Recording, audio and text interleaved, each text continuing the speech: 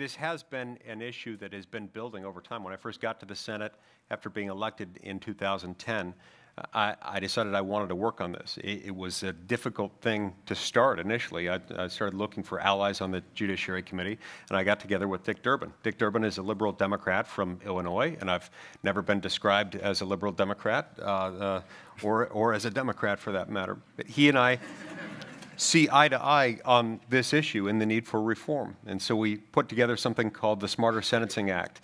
And that got a little support, and we decided we wanted to expand it. And we got together with Chairman Grassley and ironed out a series of compromises and put together the Sentencing Reform and Corrections Act. That passed out of the Judiciary Committee by a bipartisan supermajority vote of 16-5 just 2 weeks ago. And so we're making progress on this, and this could be a big bipartisan win if we would just bring it to the Senate floor. Because a relatively small percentage of those under correctional observation in the U.S. are federal prisoners, what would you say to the argument that federal sentencing reform is kind of small ball?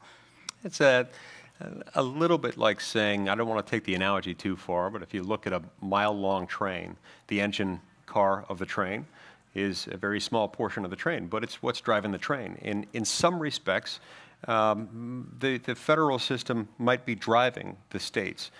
Some of the states will look to federal law as a model in some instances. In other instances, you'll actually see state prosecutors or local prosecutors interacting with their federal counterparts and deciding which entity will take a prosecution in a particular instance, depending on which one is likely to produce a longer sentence.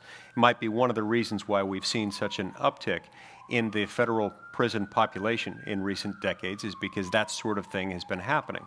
They see a longer sentence likely at the end of a federal prosecution, the case is likely going to go federal. And so, yeah, even though this is a small segment of the overall incarcerated population in the United States, it is an important population.